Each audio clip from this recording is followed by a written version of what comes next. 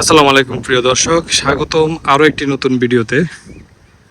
আমাদের সেই স্বপ্নের প্রজেক্টে আজকে চলে আসলাম মূলত কিছু চারা লাগানোর জন্য। এগুলো হচ্ছে পুঁই শাকের বীজ এবং কলমি শাকের বীজ। মূলত এগুলো লাগানোর ইচ্ছা ছিল না, তো যেহেতু এখন হচ্ছে বীজ বপনের সময়, ধানের বীজ বপনের সময়, অলরেডি আমাদের চারপাশে যে জমিগুলো রয়েছে এগুলো অলরেডি আমরা দিয়ে দিছি, মানুষকে বর্গা দিয়ে দিয়েছি। সবাই কিন্তু এখানে ধানের বীজ বপন করছে। তো মাত্র একটা জায়গা খালি ছিল, এই জায়গাটা খালি ছিল। তো এই জায়গাটা যদিও চাষ করা হয়েছে, খালি পড়ে থাকবে, সেই জন্যই মূলত এই বীজগুলো নিয়ে আসছি।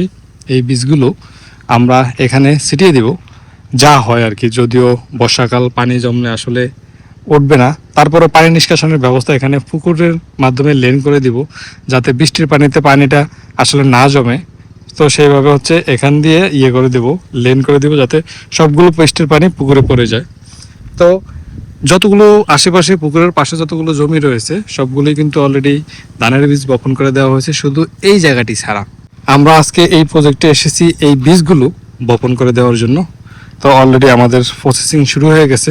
তবে এখানে এই বীজগুলো বপন করতে হলে তো অবশ্যই একটু পরিষ্কার করে নিতে হবে। যদিও দীর্ঘদিন চাষ হওয়ার পরে আবার সেই ঘাস উঠে গেছে, লতাপাতা উঠে গেছে, এই জন্য এগুলো আবারও পরিষ্কার করতে হবে, এগুলো করতে হবে, সাফ করতে হবে। এরে এগুলো তো উড়ে দিতে হইব। হ্যাঁ, মরবো না। আমি উড়ান, আমি কোবাই, আমি উড়ান, আমি কোবাই।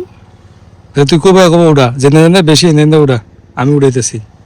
কবা একদম সমান করে, বেশি বেশি গোড়ার তো নিস না। এখানে অল্প একটু জমি আছে, এই জমিটুকুতেই মূলত আমরা এই বীজগুলো বপন করে দিব।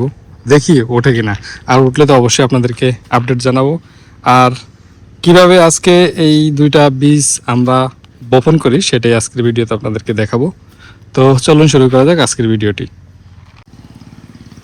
মাটির ভিতরে উল্টানো যাইব না, আমার সরস্কা তুই ওটা করে দে, আমি এগুলা ক্লিয়ার করতেছি। এই গাছগুলো যদি আমি না উঠাই, দেখা গেছে পরবর্তীতে এগুলো আবারও জন্ম নিবে, জন্ম নিয়ে বীজগুলো উঠতে একটা বাধার সৃষ্টি করবে। এই জন্য একদিক দিয়ে কোবাচ্ছে আর একদিক দিয়ে আমি এগুলো পরিষ্কার করে দিচ্ছি।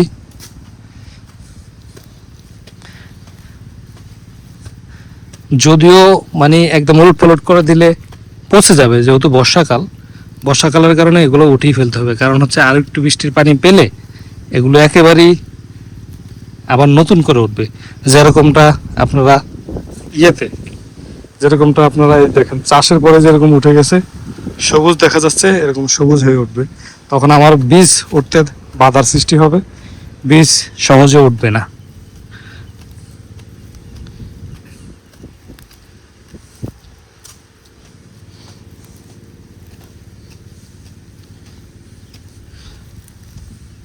কি পরিমাণ ঘাস জন্মাইছে, বেশি কিছুদিন হয় নাই, মাত্র এক সপ্তাহ হয়েছে এটা চাষ দেওয়া হয়েছে। এক সপ্তাহের ভিতরে কি পরিমাণ জংলা উঠছে, কি পরিমাণ বন উঠছে দেখতে পাচ্ছেন। পরিষ্কার করে দিতে হবে। হ্যাঁ হ্যাঁ, তুই ওরা আসলেই গাবলা। থালা দিকে কি হয়েছে? পানি জম্বু কি আরে? আমি এদিক দিয়ে লোল করে দিলে পানি জম্বু কি আরে আমার বুঝা। এখান থেকে লোল দিয়ে এই লোলটা ছাইড়া দিলে পানিটা এমনি চলে যাইব। তুই কাটতে অসুবিধা কি? এখনো তো দুপুর হয় নাই, হয় 12টা বাজে। এই যে এগুলো উগলে দিবি, এগুলো উড়ে এলাম, উড়ে ক্লিয়ার করে দিব।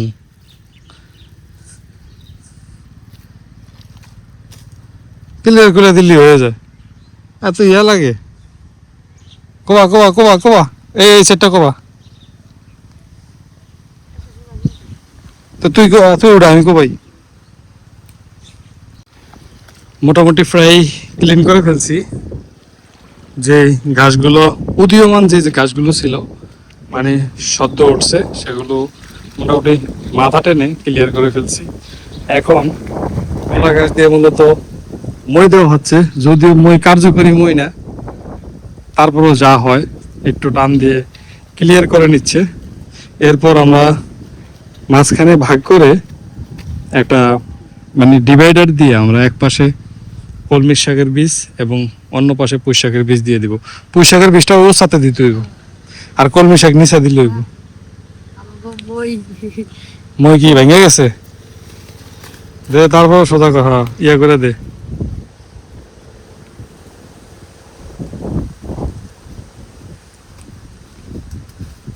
আর একটা বড় দিকে দরকার ছিল। হয়েছে, দেওয়া লাগবো না।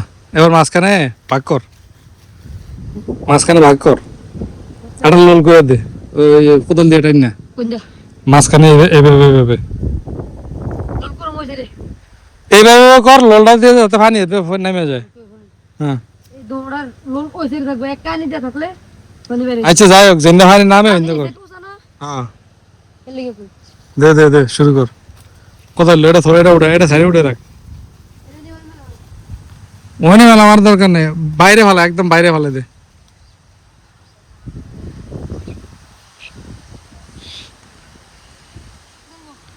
কোথায় লিয়ে যায়? হ্যাঁ দেখ।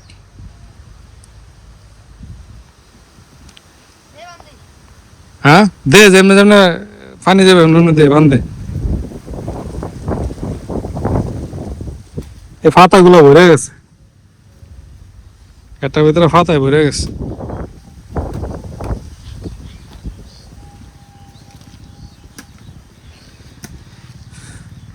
আজকের আকাশটাও এক সাইডে মেঘলা এবং এক সাইডে রঙিন রয়েছে।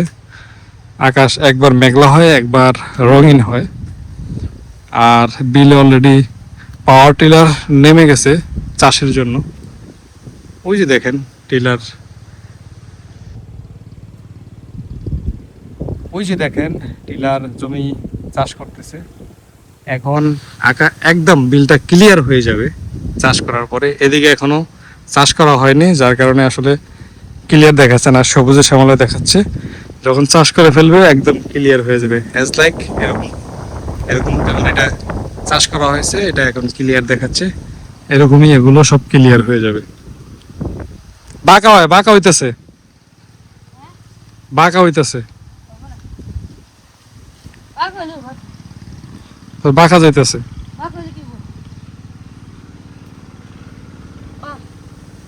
আম দেওয়া লিখে